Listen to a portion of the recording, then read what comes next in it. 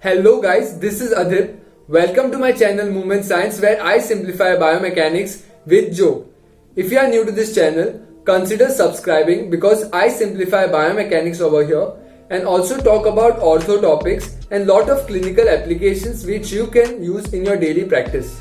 Also check me out on Instagram where I post daily MCQs and also picture of my notes. The reference time for all the topics that I am going to cover will be mentioned down in the description. So check that out and let's get started.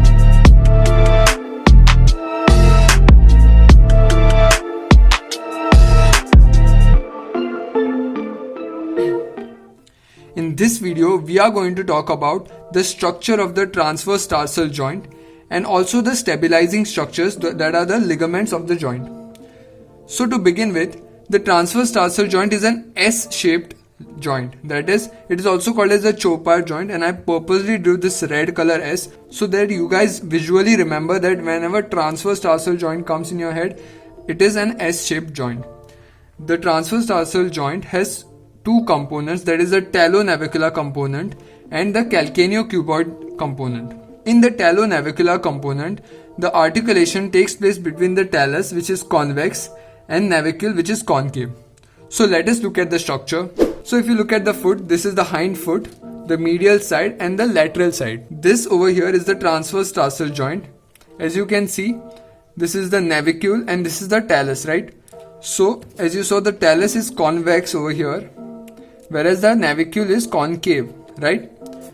And it is an S-shaped joint. If you see over here, it is a S-shaped joint. Now in weight bearing, the transverse tarsal joint is pretty fixed because the navicule and the cuboid over here don't have much mobility in weight bearing position. And the movement, when we talk about its movement, it's mostly relative movement of the subtalar joint. Now what is a relative motion? It's basically when your subtalar joint or when your hind foot goes forward, this will be relatively going behind, right? So that is what relative movement means. So the movement of the transverse tarsal joint is mostly discussed as a relative movement of the subtalar joint. Now coming to the stabilizing structures, we saw that in subtalar joint, the capsule was there, which was covering the posterior part, that was the posterior capsule. The bigger posterior articulating surface was covered by the posterior capsule, whereas the anterior capsule was covering the talus and the navicule. So that's what we are talking about over here, the anterior and the posterior capsule. Now this capsule is reinforced by your MCL or the deltoid ligament on the medial side and also the bifurcate ligament, which we will study in the calcaneocuboid joint. So this MCL ligament continues as a spring ligament. So this is the talus and the navicule is covered by the anterior capsule, and on the medial aspect of it, it is reinforced by your MCL ligament. So there is a calcaneonavicular ligament that connects the calcaneum to the navicule. So this is the calcaneum over here, and this part of the calcaneum is called as the substanticulum tali. That is this part of the calcaneum which is coming out is called as the substanticulum tali, is connected to the navicule, and this is called as the calcaneonavicular ligament.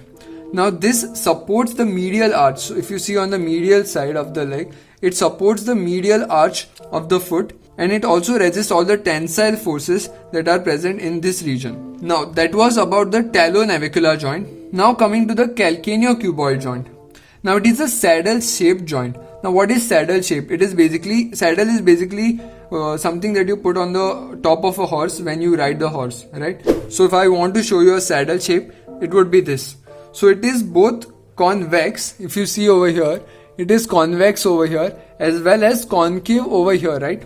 So it is both convex and concave at the same time. Now obviously this is exaggerated, but the articulating surface at the calcaneocuboid joint is a saddle shape, and hence there is not much mobility at this joint.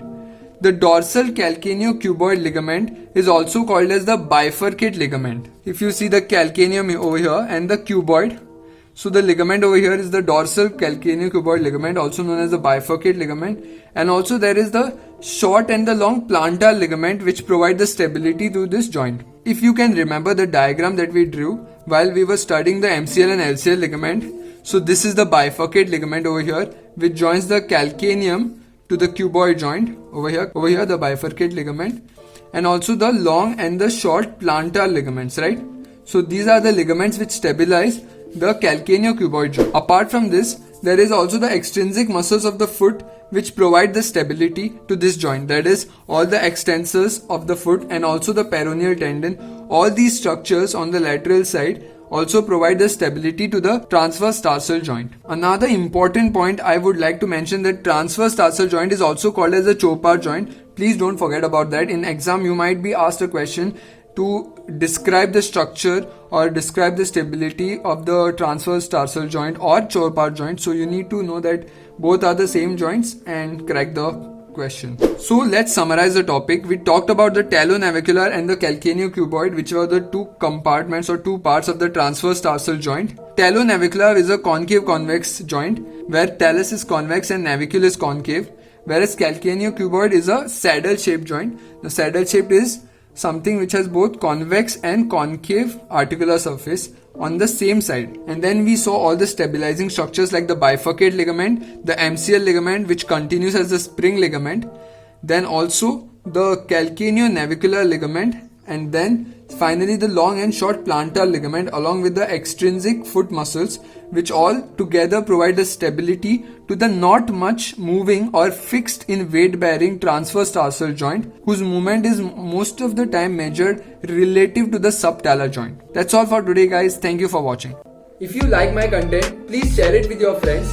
Don't forget to hit that subscribe button and also the bell icon so that you get notified every time I post a new video. Also let me know in the comment section what other videos you would like me to cover. Thank you for watching.